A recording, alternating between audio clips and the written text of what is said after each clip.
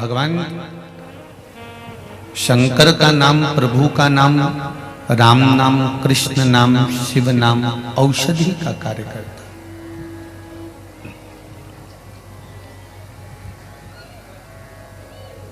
अमृत है नाम हरि का,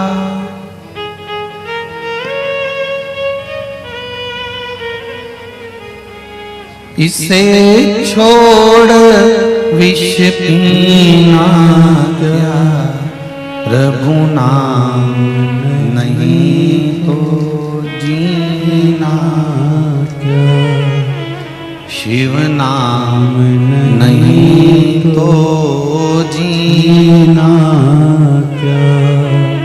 महाराज, भगवान का जो नाम है, भगवान का जो उच्चारण है, शिव नाम, पंचाक्षर मंत्र नमः शिवाय, षडाक्षर मंत्र ओम नमः शिवाय, श्री शिवाय नमस्तुभ्यम, ये शंकर भगवान के जितने जितने नाम हैं ये अमृत के तुल्य, औषधि देने वाले।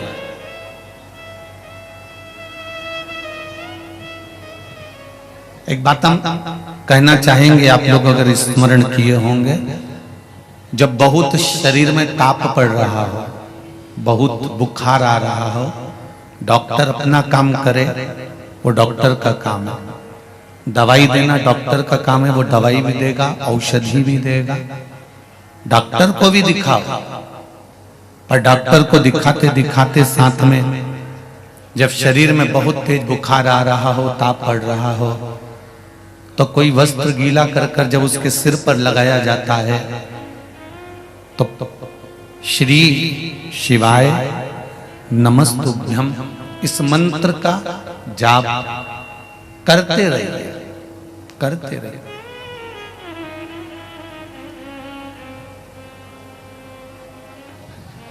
औषधि का कार्य करेगा।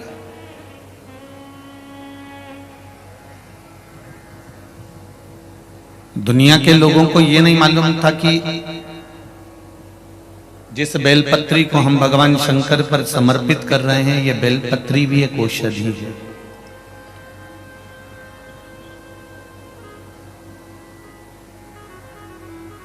हम तो चढ़ाकर आ जाते थे और पंडित जी उसको उठाकर, या जो वहां के ट्रस्टी होते थे, सेवक होते थे, उसको उठाकर पानी में विसर्जन कर देते थे। पर शिव महापुराण के माध्यम से आज आपको ये ज्ञात तो हो गया कि बेलपत्री में, एक बेलपत्र में वो औषधि होती है कि वो ब्लड प्रेशर, शुगर,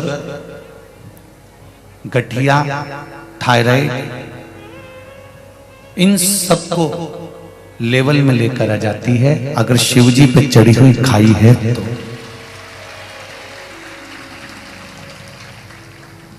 पहले लोगों ने बहुत हंसी करी कि बेलपत्र खाने से कोई रोग मिटता है, बेलपत्र खाने से कोई, बेलपत्र शिवजी पे चढ़ी हुई खाने से क्या रोग समाप्त होगा। पर ये पर्चे जो ढेर सारे लोग भेज रहे हैं, इनको आप जब पढ़ेंगे, हम इन पर्चों को लेकर नहीं जाते। ये पर्चे सागर के पर्चे सागर में ही रहेंगे, जहां कथा करने जाते हैं वहां के पर्चे वहीं छोड़ देते हैं, और आप उस पर्चे को यहां से लेकर जाकर पढ़ाई कर सकते हो। उसमें मोबाइल नंबर भी रहते हैं, आप उनसे बात भी कर सकते हो कि आपने ये पत्र लिखा था और आपको ये फायदा हुआ था।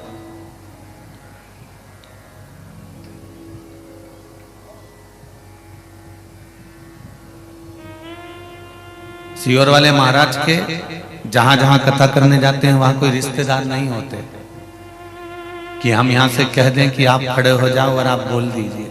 और हमको तो वो तुम्हारा भाग्य लिखना भी नहीं आता कि पर्चे पर हम लिख के बोल दें कि आप वहां से आए हो या यहां से आए हो, हमको मालूम भी नहीं, हम तो आपके जैसे। लिखा हुआ बाचते हैं तो केवल शिव महापुराण का बाचते हैं कि पुराण में लिखा है कि एक बेलपत्र का जो पत्ता है वो शिव को समर्पित कर देने के बाद जैसे सत्यनारायण भगवान का प्रसाद अलग से कर रख दो और सत्यनारायण जी के सामने रख दो, पंचामृत सत्यनारायण जी के सामने रख दो और अलग से रख दो, जो भगवान के सामने सत्यनारायण का भोग लगा होगा उस प्रसाद में स्वाद आ जाएगा। घर में कद्दू की सब्जी, घर में काशी फल की सब्जी, कद्दू की सब्जी, घर में आलू की सब्जी, घर में मिक्स वेज की सब्जी मिलाकर राम भाजी घर में बनाकर कितनी भी खाकर देख लेना, स्वाद नहीं आएगा। पर माता रानी का भंडारा चल रहा होगा, राम जी का भंडारा चल रहा होगा, उस भंडारे के भोजन में स्वाद आएगा। कभी भंडारे की पूड़ी और सब्जी खाकर देख लो, खाइए। कभी भंडारे की पूड़ी और सब्जी खाकर देखना, पूड़ी भी उंगली के बराबर तो मोटी और तुम्हारे घर में बनती है एकदम पतली, उंगली के बराबर पूड़ी मोटी और सब्जी का छिलका भी नहीं उतरा होता है, उसमें नमक का भी ठिकाना नहीं होता है, मिर्ची भी पता नहीं होती है कहां गई, पर वो सब्जी भगवान को भोग लग जाती है, इसलिए उसका स्वाद बढ़ जाता है। उस सब्जी और पूड़ी का स्वाद बढ़ जाता है। उसी तरह जब एक बेलपत्र हम शंकर भगवान को समर्पित करते हैं और शिव जी को जब वो चढ़ जाती है तो बेलपत्र नहीं रहती, वो औषधि बन जाती है और वो औषधि हमारे जीवन में सुख का अनुभव करवा देती है। ये बेलपत्री का सुख है, एक बेलपत्र। पहले बहुत लोग हंसे कि बेलपत्र खाने से कोई रोग मिटता है, फिर कई डॉक्टरों ने अपना अपना रिसर्च निकाला और रिसर्च निकाल कर भी उन्होंने ध्यान लगा कर देखा कि श्योर वाला महाराज इतना छाती ठोक के चिल्ला चिल्ला के पूरे मंच से कहता है कि बेलपत्र खाने से रोग मिटता है, तो उन्होंने फिर औषधियां निकालना प्रारंभ करी। तब उनको भी ज्ञात हुआ कि बेलपत्री में वो सुख है कि वो सारी बीमारियों को लेवल में लाकर छोड़ सकता है। फिर लोगों से कहा कि रुद्राक्ष का जल पीना प्रारंभ करो,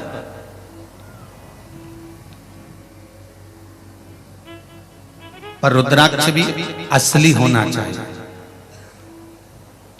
कुबेरेश्वर धाम से जो रुद्राक्ष आपको मिल रहे थे, अभी तो खैर वहां बंद कर दिया गया है, गर्मी बहुत पड़ रही है और कुबेरेश्वर धाम पर इतनी व्यवस्थाएं नहीं है क्योंकि वहां निर्माण कार्य चालू है। आपको हम कह दें कि आप वहां पर आए और आपको रुद्राक्ष मिल जाएगा, तो अभी हमने रुद्राक्ष वितरण बंद कर रखा है, आप बिल्कुल रुद्राक्ष के लिए ना पहुंचे। आपको जाना है तो कुबेरेश्वर बाबा की धरा को नमन करने जाइए, कंकर शंकर को नमन करने जाइए और कुबेरेश्वर बाबा को प्रणाम करने जाइए। ये केसरवानी जी जो कथा करवा रहे हैं, ये मोहन भैया, इनका परिवार कुबेरेश्वर धाम से आज से नहीं जुड़ा है, लगभग उनको 4 साल से लगातार हर 2 महीने में 3 महीने में वो कुबेरेश्वर धाम जाकर, हम मिले चाहे ना मिले, पर वो पहुंचकर बाबा को प्रणाम कर कर तो आ ही जाते। हर 2-3 महीने में मोहन भैया वहां पहुंच जाएंगे और वहां बाबा को लोट लगाकर प्रणाम कर कर आ जाएंगे। हम कहते भी हैं मोहन भैया अभी तो शंकर जी यहाँ पर स्थापित नहीं हुए, विराजमान नहीं हुए। का गुरु जी यहाँ का कंकर शंकर है, यहाँ पर जब से आ रहा हूँ तब से बाबा की कृपा है और मन इस भूमि से लगा हुआ है, तो ना जाने बाबा क्या कृपा कर देता है पता ही नहीं पड़ता। मैं इनको पूछा कि तुम हर 2-3 महीने में वहां पहुंच जाते? बस वो बुला लेता है, हम पहुंच जाते।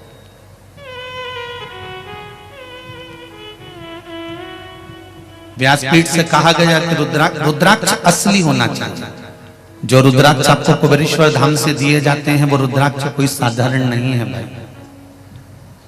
उस रुद्राक्ष को आप कभी योग लगेगा तो वहां आएंगे तो रुद्राक्ष के फल रहते हैं, उसका गलाकर उसका छिलका निकालना, धोना, फिर आप तक पहुंचाना, अभिषेक कर कर रुद्राक्ष उत्सव जो हुआ था उसमें जो शिवलिंग बनता है उसके अंदर पूरे रुद्राक्षों को रोज प्रतिदिन भरना, निकालना, बोरियों में रखना, फिर प्रतिदिन लाखों रुद्राक्षों का अभिषेक कर कर उसको सिद्ध कर कर तैयार करना। और सिद्ध भी सियोर वाले महाराज की कोई सामर्थ्यता नहीं है कि वो सिद्ध कर ले, क्योंकि हम तो खुद ही सिद्ध नहीं है, तो वो सिद्ध क्या करेंगे। इतना जरूर है कि विद्वान ब्राह्मण, कर्मकांडी ब्राह्मण जब अपने मंत्रों का उच्चारण करते हैं और रुद्राष्टाध्यायी से जब अभिषेक करते हैं और जितने लोग श्री शिवाय नमस्तुभ्यम का जाप कर कर उस शिवलिंग पर जब जल चढ़ाते हैं तो वो रुद्राक्ष सब अपने आप सिद्ध हो जाते हैं और बाबा की कृपा हो जाती है।